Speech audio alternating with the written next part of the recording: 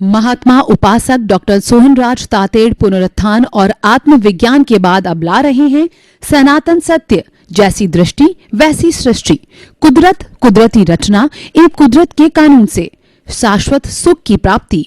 Login करें www.drsohanrajtated.com, YouTube channel doctor Sohanraj Tated, Play Store से download करें mobile app doctor Sohanraj Tated. ओम ह्रीं नमो अरहंताणं, ओम ह्रीं नमो सिद्धाणं, ओम ह्रीं नमो आयर्याणं, ओम ह्रीं नमो उवजायाणं, ओम ह्रीं नमो लोहे सव साहुणं, ऐसो पंच नमोकारो सर्व पावपनाशनो मंगलाणं च सर्वे सिंह पडमं हवै मंगलं, पडमं हवै मंगलं। ओम नमो भगवते वासुदेवाय, ओम नमः शिवाय। जय सच्चिदानंद। भाई और बहनों, मातृशक्ति को नमन। आज का हमारा बहुत सुंदर विषय है, शिक्षा एक आजीवन यात्रा। Education is a life long journey. जो शिक्षा होती है, पढ़ाई होती है, वह जीवन भर की जाती है, क्योंकि ज्ञान का कोई भी अंत नहीं होता है। ज्ञान को समुद्र की उपमा दी गई है और अभी हमारे पास जो है वह केवल उस ज्ञान का एक बिंदु ही, एक बूंद जैसे समुद्र का पानी की होती है, उतना ज्ञान हमारे पास है। और जो केवल ज्ञानी होते हैं वो अनंत ज्ञान वाले होते हैं। हमारी जो शुद्ध आत्मा स्वरूप है वह अनंत ज्ञान, अनंत दर्शन, अनंत शक्ति और अनंत सुख का धाम है। तो इसीलिए जो है वो हम ये बताना चाहते हैं कि जो ज्ञान का संबंध है वह शिक्षा से है। तो ज्ञान हमें जीवन भर करते रहना होता है। और देखिए, अध्यात्म की दृष्टि से बात करें तो ये ज्ञान है वह कुल 5 प्रकार के होते हैं। पहला ज्ञान होता है मति ज्ञान, यानी जितना हम बुद्धि पूर्वक सोचते हैं वो हमारा सारा मति ज्ञान है। उठना, बैठना, सोना, बोलना, खाना, पीना, जितनी भी गतिविधियां हम सुबह से शाम, जन्म से मृत्यु तक के बीच में करते हैं, वह मति पूर्वक होती है, वह मति ज्ञान होता है। और जिसके पास में मन होता है वह मति ज्ञान कर सकता है। बिना मन का प्राणी जो है उसके पास में मति ज्ञान नहीं होता है। जैसे कि एकेंद्रिय, द्वेंद्रिय, त्रिंद्रिय, चतुरेंद्रिय, और उनके पास में मति ज्ञान नहीं होता है। जो पंचेंद्रिय जैसे पशु है वगैरह, पक्षी है, जिनके पास में मन होता है उनके पास में मति ज्ञान होता है। मति ज्ञान का संबंध मन से है, बुद्धि से है। दूसरा जो ज्ञान है वो श्रुत ज्ञान है। श्रुत ज्ञान का अर्थ है आगम पढ़ के, धार्मिक ग्रंथों को पढ़ के, अच्छे विद्वान की पुस्तक पढ़ के, प्रवचन सुन करके, किसी न किसी माध्यम से जो हम शिक्षा ग्रहण करते हैं, प्रवचन जो हमको किया जाता है, सत्संग जो कराई जाती है, वह श्रुत ज्ञान होती है। और श्रुत ज्ञान है ये हमारे लिए उपयोगी है। क्लासरूम में जो टीचर पढ़ाता है, चाहे प्राइमरी से लगा करके डॉक्टरल, पोस्ट डॉक्टरल की जितनी primary school, middle school, college, यूनिवर्सिटियों में जो शिक्षा दी जाती है, ये सारा श्रुत ज्ञान कहा जाता है। ये श्रुत ज्ञान पुस्तकों के माध्यम से कहिए, पावर प्रेजेंटेशन के माध्यम से कहिए, इंटरनेट के माध्यम से, लैपटॉप के माध्यम से, टीचर के माध्यम से और आपसी प्रश्नोत्तरी करके ये सारा श्रुत ज्ञान कहलाता है। ये बहुत बड़ा उपयोगी होता है। इन 5 ज्ञान में सबसे ज्यादा उपयोगी ज्ञान कोई है वो श्रुत ज्ञान है। श्रुत ज्ञान से हम लाभान्वित होते हैं और बाकी के जो ज्ञान है वो सब व्यक्तिगत स्तर के होते हैं, उस व्यक्ति में ही होते हैं और व्यक्ति स्वयं लाभान्वित होता है। जब तक ज्ञान दूसरे को नहीं दिया जाता है तो उसको कैसे लाभ मिलेगा। मैं आपको जो प्रवचन कर रहा हूं और जो बातें बता रहा हूं तो उसको आपको जो अच्छा ज्ञान मिल रहा है, आत्म ज्ञान मिल रहा है, आपको सनातन सत्य, कुदरत, कुदरती रचना और कुदरत का कानून जो मैं बताता हूँ, आपको आर्ट ऑफ द विजन, दृष्टि विज्ञान वो मैं बताता हूँ, तो उन सब की जानकारी आपको जो होती है ये शुद्ध ज्ञान कहलाता है और ये बहुत बड़ा उपयोगी होता है। तो भाई और बहनों, हम आपको ये बताना चाहते हैं कि ये जो शिक्षा है ये हमारा आजीवन यात्रा किस तरीके से है ये हमको अब आज स्पष्ट हो जाएगा। देखिए कि हमारा शुद्ध ज्ञान की बात कही, ये ज्ञान तो है वो परोक्ष ज्ञान है, यानी ये इसमें कोई न कोई देने वाला होता है जब ये ज्ञान होता है। लेकिन अब हम जो 3 प्रत्यक्ष ज्ञान की बात करेंगे, प्रत्यक्ष ज्ञान के अंदर वह ज्ञान होता है जो हमारी आत्मा की शक्ति से प्राप्त होता है। आत्मा की शक्ति क्या होती है उसको लब्धि वीर्य कहते हैं। और जब आत्मा ज्यों-ज्यों शुद्ध होती है और वो अनंत ज्ञान वाली होती है, अनंत दर्शन, अनंत शक्ति, अनंत सुख का धाम होती है, ज्यों-ज्यों शुद्धि होती है, यानी ज्यों-ज्यों उस पर ज्ञान का आवरण हटता जाता है त्यों उसकी स्वयं की शक्ति से ज्ञान होता है। प्रत्यक्ष ज्ञान कहलाता है, वो अवधि ज्ञान कहलाता है। जो अवधि ज्ञानी होता है वह काफी दूरी तक जो है अपने पुद्गलों के सहारे से जो है वह पुद्गलों के सहारे वह सारी जो है वह देख लेता है कि कहाँ पर क्या हो रहा है, अमेरिका में अभी क्या घटित हो रहा होता है। जैसा आप टीवी में देखते हो, साक्षात अपनी बुद्धि के अंदर, अपने चित्त के अंदर विजुअलाइज कर देता है, देख लेता है अवधि ज्ञानी। तो वो स्वयं करता है और बताता है जब मालूम पड़ता है। और जो उसके बाद मना प्रयोग ज्ञान होता है, वह किसी भी व्यक्ति के भीतर जो चिंतन चल रहा है, जो विचार चल रहा है, उसके पुद्गलों को वो जान लेता है, यानी कि वो जानकारी कर लेता है कि इसके भीतर अब क्या चल रहा है। तो वह उसकी जानकारी पूरी कर देता है, पूरी करके और वह भी जो है प्रत्यक्ष रूप से जो है ज्ञान प्राप्त करता है और वह मनोप्रयोग ज्ञान कहलाता है। और उसके बाद के अंदर जो है अगला आता है, अंतिम 5वां ज्ञान होता है, वह केवल ज्ञान कहलाता है। केवल ज्ञान वह संपूर्ण ज्ञान होता है, परफेक्ट ज्ञान होता है। और वह परफेक्ट ज्ञान वह भूत, भविष्य, वर्तमान, वह जड़ और चेतन की हर अवस्था को जानने लग जाता है। वह इस औदारिक शरीर में साक्षात भगवान हो जाता है, पूजनीय होता है, वंदनीय होता है, स्तुत्य हो जाता है। वह प्रवचन करता है, उसको अब कुछ भी करना शेष नहीं है। अब तो जब आयुष्य संपन्न होता है तो निश्चित तौर से हर केवली जो है वो सिद्ध शिला में ईश्वर बन करके और ब्लिस को प्राप्त होकर के वो विराजमान हो जाते हैं, शाश्वत सुख को प्राप्त हो जाते हैं, फिर उनके कभी कोई दुख आता ही नहीं है।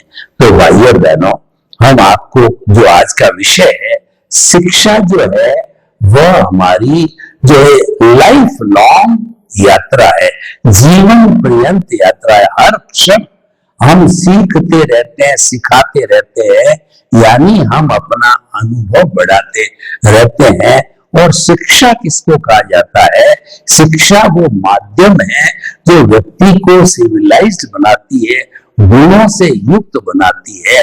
मनुष्य और जो पशु के बीच में जो लाइन ऑफ डिमार्केशन है वो शिक्षा की डिमार्केशन है।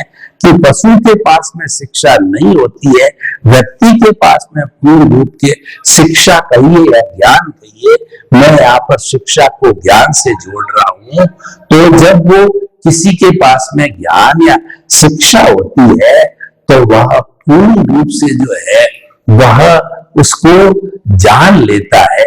और इसीलिए ये कहा गया है कि हमारा जो ज्ञान का कोई एंड नहीं होता, जीवन भर करते रहना चाहिए, शिक्षा भी जीवन भर लेते रहना चाहिए। कोई भी व्यक्ति जब तक केवल ज्ञान को प्राप्त नहीं होता है तब तक वो परफेक्ट नहीं होता है, यानी उसको कुछ न कुछ शिक्षा लेना बाकी है, अभी उसका ज्ञान संपन्न नहीं हुआ है। इसीलिए शिक्षा को जीवन पर्यंत यात्रा कहा जाता है। तो देखिए, सीखने की कोई सीमा नहीं होती है। पढ़ाई का भी देखिए, बच्चा जो नर्सरी में होता धीरे धीरे बढ़ता बढ़ता प्राइमरी से मिडिल से हायर सेकेंडरी और फिर उसके बाद कॉलेज, फिर विश्वविद्यालय के अंदर graduation, post graduation, doctorate, post doctorate वो करता रहता है। तो ये क्या है, एंडलेस प्रोसेस, उसका नाम शिक्षा है। क्योंकि और विज्ञान के इस युग के अंदर शिक्षा का इतना विस्तार हो गया है, क्योंकि ग्लोबलाइजेशन के युग से जब से गूगल आया है तो बहुत से लोगों ने अपनी अपनी शिक्षा को गूगल पे डाला है। इसलिए हम शिक्षा का कोई एक आयाम गूगल में सर्च में डालते हैं, उससे जुड़ी हुई सारी सामग्री हमारे को एक स्थान पर मिल जाती है और हम उसका उपयोग कर सकते हैं। तो देखिए, शिक्षा एक ऐसी सुंदर व्यवस्था है कि जो हमको सुख प्रदान करती है, हमारी मानसिकता नकारात्मक से सकारात्मक लाती है। और शिक्षा प्राप्त करने वाला व्यक्ति ही थिंक पॉजिटिव, डू पॉजिटिव और बी पॉजिटिव के सूत्रों को जीवन में उतार सकता है। तो हम आपको ये बताना चाहते हैं कि शिक्षा का जो योगदान कहिए, शिक्षा की जो आवश्यकता कहिए, वह जो है वो हमें पूरे विश्व के अंदर उसकी भारी उपयोगिता है। और उसकी भारी उपयोगिता के साथ साथ के अंदर जो उसका मूल्य भी बहुत है। तो अब देखिए कि जो आज व्यक्ति विश्वव्यापी हो जाता है, विश्व पे राज करता है, यूएनओ को देखिए और सब अलग अलग देशों के जो है बड़े बड़े मंत्री देखिए, विद्वान देखिए, और हमारे जितने साइंटिस्ट हुए हैं, जितने अर्थशास्त्री हुए, जितने बड़े पॉलिटिशियंस हुए हैं, जितने बड़े जजेस हुए, किसी भी जीवन की सब परिणति को हम देखें तो ये सारी शिक्षा से प्राप्त हुई थी। और इस विश्व के अंदर शिक्षा के जो सूत्रधार है वो हमारे भगवान ऋषभ है। भगवान ऋषभ जो है वो पहले तीर्थंकर थे और उनके जो है जब जन्म हुआ था, जब उसमें जुगलिया जो है वो जुगलिया बच्चों का जन्म होता, 2 बच्चे साथ में जन्म देते, लड़का और लड़की, और जब वो जवान हो जाते थे तो दोनों पति पत्नी बन जाते थे। और जब उनकी उम्र जो कि बहुत लंबी लाखों करोड़ों वर्ष हुआ करती थी, तो उनके जीवन के एंड के अंदर 6 महीना पूर्व तो फिर वो एक जुगल लड़का लड़की को जन्म देते थे। और वो अपने जो है सारी कहना चाहिए भोजन पानी की व्यवस्था कल्प वृक्षों से करते थे, और ये पत्ते वगैरह वस्त्र बांध करके और उस वस्त्र का उपयोग करके अपने तन को ढकने से मिनिमम आवश्यकताएं थी।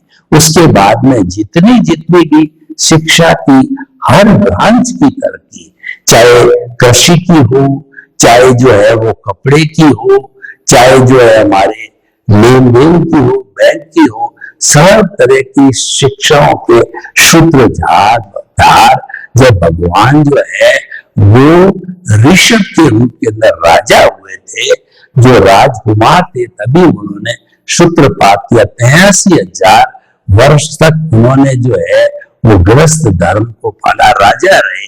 उसमें उन्होंने अग्नि का आविष्कार और 80 मसी कृषि। 80 का मतलब होता है कि जो है तलवार, मसी का होता है कि जो हमारी कलम व्यापार, और कृषि का मतलब जो खेती बाड़ी करके अनाज वगैरह उगाना होता है। ये सारा, और न्याय नीति, परिवार की नीति, ये सारी चीजें जो है, जिन जिन चीजों की शिक्षा की हमको आवश्यकता थी, उसकी पूर्ति जो राजा ऋषभ ने करी। और 1000 वर्ष जब उनके अंतिम बाकी रहे तो दीक्षित होकर के और पहले तीर्थंकर बढ़े और अपने जो है कर्मों को खपा करके प्रवचन दे करके वो तीर्थंकर भगवान हो गए, वो मुक्ति में पधार गए।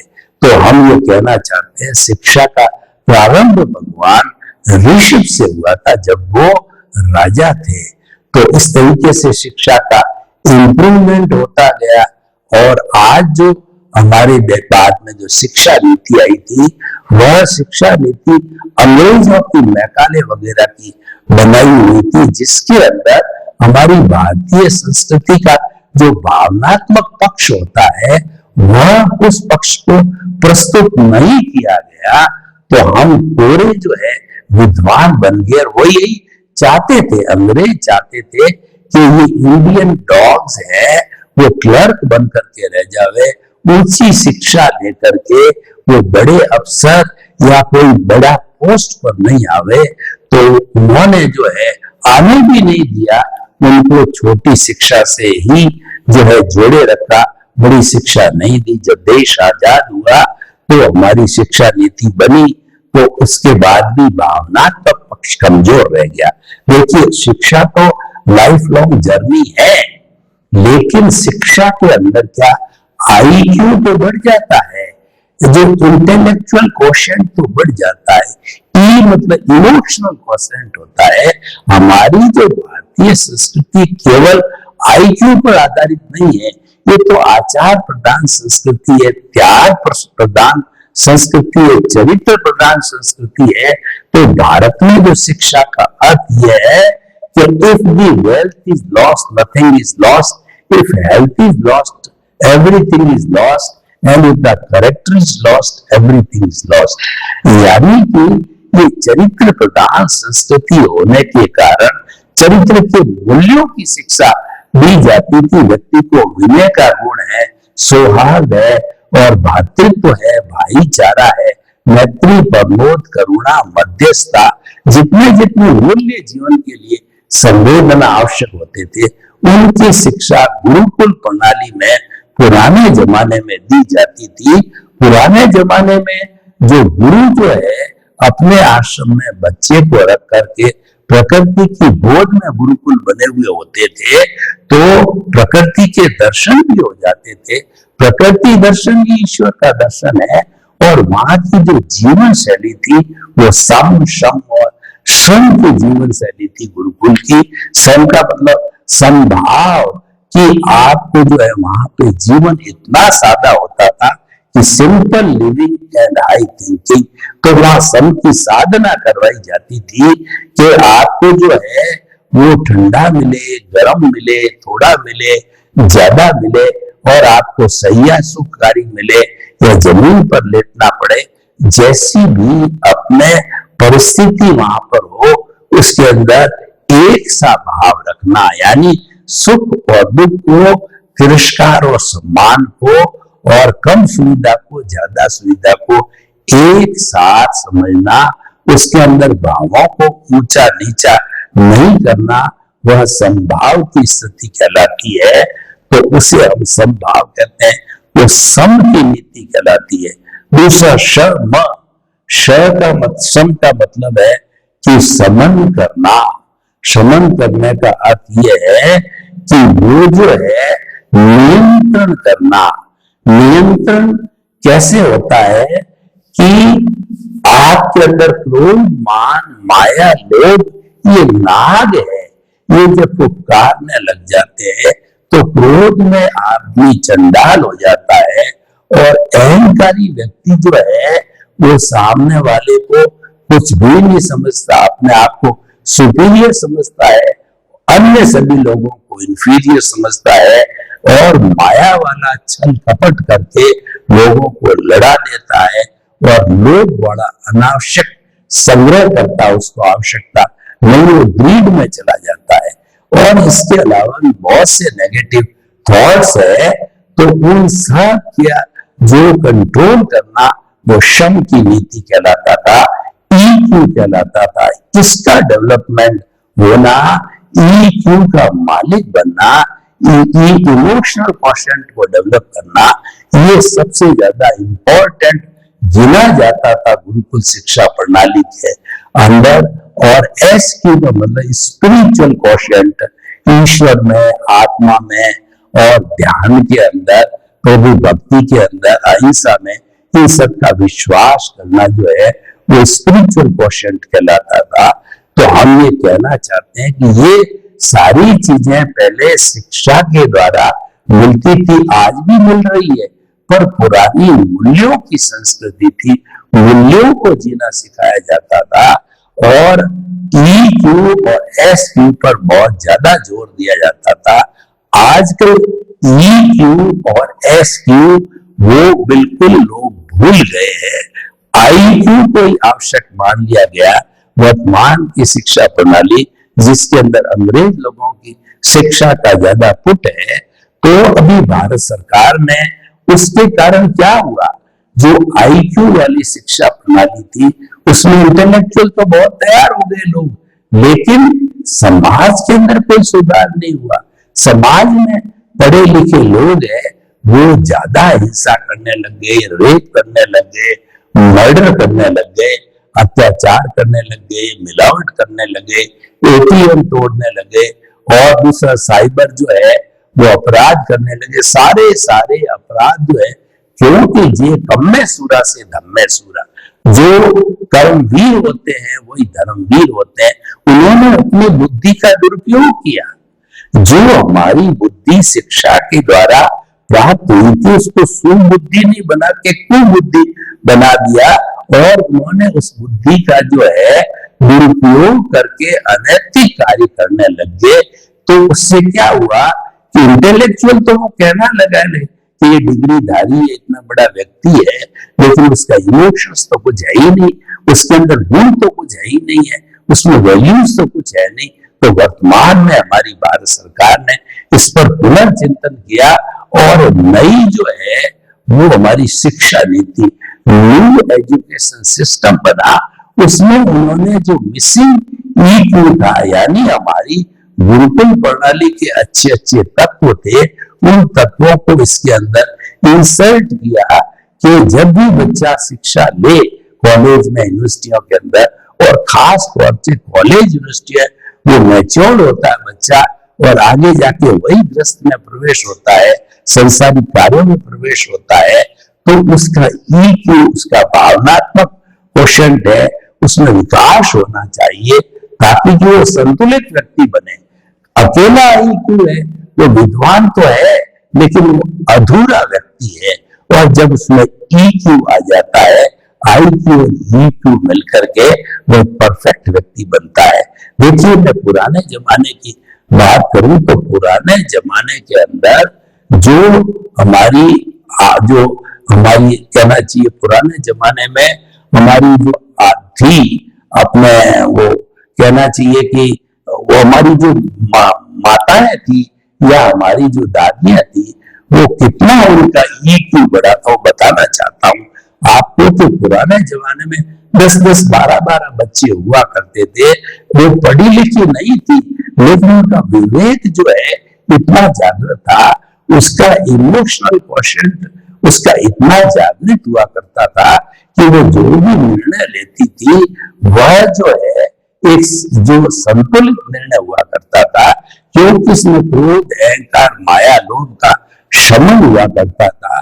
उसके अंदर सम और शम का मतलब मेहनत करना, ये तीनों नीतियां उसमें लागू होती थी। तो हम ये कहना चाहते हैं कि जो वर्तमान की जो शिक्षा है जीवन पर्यंत चले और चलनी चाहिए, और व्यक्ति जीवन भर स्टूडेंट होता है, इसमें भी कोई बड़ी बात नहीं, सीखता रहता है, सीखने को अंत नहीं होता है, क्योंकि हमारा खुद का लक्ष्य ही अनंत ज्ञान का है।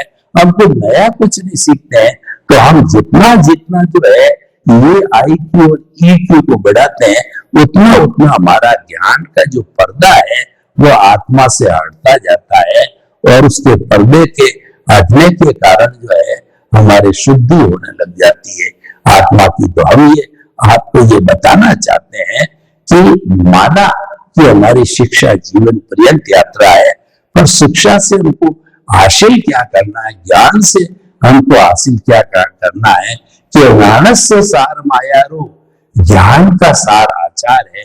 जो भी हम शिक्षा ले वह शिक्षा हमारी आचार प्रदान बने, वो चीज हमारे करेक्टर के अंदर आए, हमारी कथनी करनी में अंतर नहीं होना चाहिए। जो कुछ भी हम सोच रहे हैं वही चीज हमारे एक्शन में आनी चाहिए, उस शिक्षा का महत्व है।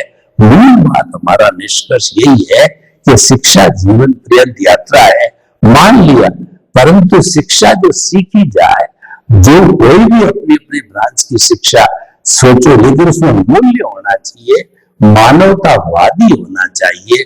जो मानवतावादी जो शिक्षा होगी वह परहित सरिस धर्म नहीं भाई पर आधारित होगी। वो परोपकार, सर्वजन सुखाय, सब जन हिताय, और वो जगत कल्याण, लोक कल्याण, जय जगत के फार्मूले पर आधारित होगी। वो सर्वोदय के फार्मूले पर आधारित होगी, वो अंत्योदय के फार्मूले पर आधारित हो। तो हम ये कहना चाहेंगे कि शिक्षा ऐसी होनी चाहिए, ज्ञान ऐसा होना चाहिए कि वह प्राप्त होने के बाद में हम अकर्ता बन जावे, हमारे में कर्तापन की भावना समाप्त हो जाए। क्योंकि कर्ता तो केवल व्यवस्थित शक्ति है, दुनिया का कोई भी प्राणी कर्ता हो नहीं सकता, हर प्राणी निमित्त है। तो हमारे भीतर ये सारी सृष्टि जो है वो वीतराग है, वो निमित्त है, और वो सारे प्राणी निर्दोष है, क्योंकि वो तो अपने अपने कर्मों के अधीन ही जीते और कर्म फल प्राप्त करते हैं। तो निमित्त, निर्दोष, अकर्ता व समस्त प्राणियों के भीतर सामान्य दृष्टि का एक सा शुद्ध आत्मा विराजमान है।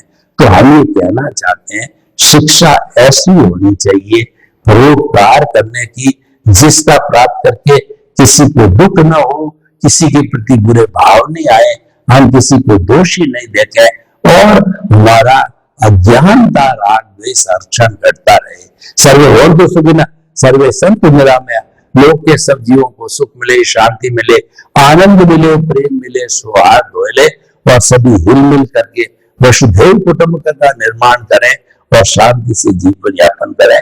आपके प्रति महात्मा उपासक डॉक्टर सोहनराज तातेड़ पुनरुत्थान और आत्मविज्ञान के बाद अब ला रहे हैं सनातन सत्य, जैसी दृष्टि वैसी सृष्टि, कुदरत, कुदरती रचना एवं कुदरत के कानून से शाश्वत सुख की प्राप्ति। लॉग इन करें www.drsohanrajtated.com, YouTube channel doctor Sohanraj Tated, Play Store से डाउनलोड करें mobile app doctor Sohanraj Tated.